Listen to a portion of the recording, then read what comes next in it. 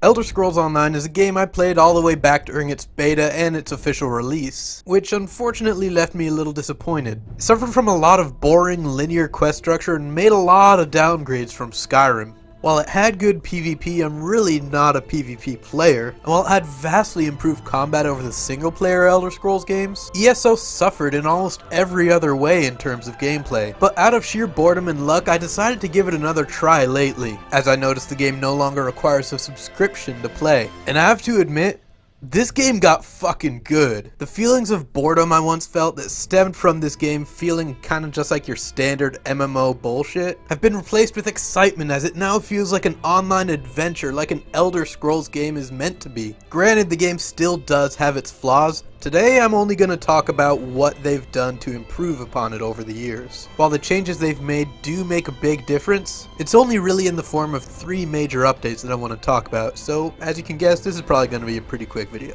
The first major change comes in the form of a new crime system. Yeah, standard fare for an Elder Scrolls game, and it probably should have been at the game at launch, but thankfully it was released in a free update for the game. The same unfortunately can't be said about the Dark Brotherhood and the Thieves Guild. Both typically make appearances in vanilla Elder Scrolls games, but unfortunately here are included as part of DLCs, and include abilities such as stealth assassinations, or convincing guards to look the other way with your influence in Thieves Guild. But even without these 2 guilds, just having the crime and bounty system in the vanilla game adds so much life to the world. Even if you don't partake in crime at all, just seeing other players with bounties on their heads running and hiding from guards just adds a much needed touch of flavor to the online sandbox. Now chronologically, this isn't the next update they released. I do want to get it out of the way since I don't really have as much to say about it as I do the second update, but personally that doesn't make it any less important. The feature I'm talking about, of course, is the outfit system. Now I just can't stress how important this kind of thing is in an MMO. Now in Skyrim, sure you could get away with not having this kind of system, since the stats tied to each piece of gear mattered a lot less than they do in an MMO. And if you really cared about how you look, you can just use the gear you think looks coolest and you'll be perfectly viable. But moving from a single player to an MMO, if you're not constantly upgrading your gear with every single little upgrade you get, you're going to be struggling the entire way through. While it took the game a bit of a long time to introduce this kind of feature, being able to maintain your gear's appearances and colors through dyes as you upgrade it is a 100% necessary feature for fashionistas like myself, who spend a lot of their time in game deciding how they want their character to look. And last but probably the most important update they've made to the game is what they've dubbed the One Tamriel update. And this one is so important because it changes the very fundamentals of the game's content.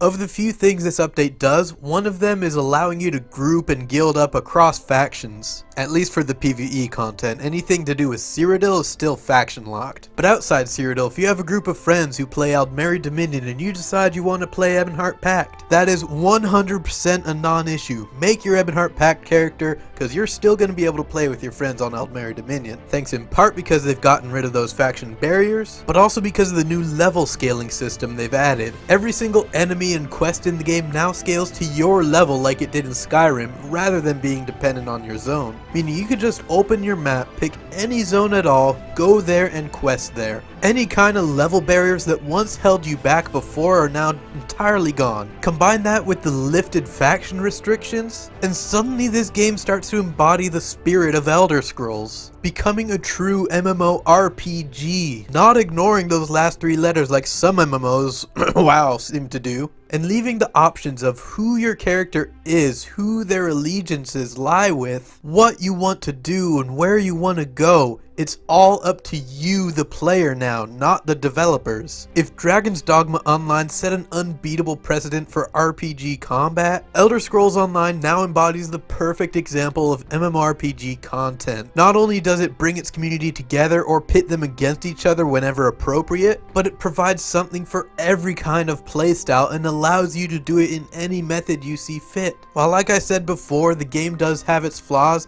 judging it on the content alone, Elder Scrolls Online has become a 10 out of 10. Much in the same way that Dragon's Dogma Online has 10 out of 10 combat. Even though other parts of the game drag it behind, it makes it an experience worth experiencing. So if you're like me and you still own it from having owned it a long time ago back at release, you 100% must download it again and give it another try now. And even if you don't, the game's price tag has dropped significantly, down to $30 now, so it easily earns my recommendation, especially since it no longer requires a subscription to play. And if you're still hesitant, you can always wait for a sale or a free weekend, which they often do sometimes. And yeah, that's it for this video. Hit the YouTube buttons if you're on YouTube, Twitch buttons if you're on Twitch, and check out my Patreon page if you want to throw money at me and help me with my channel. Until next time, see you later.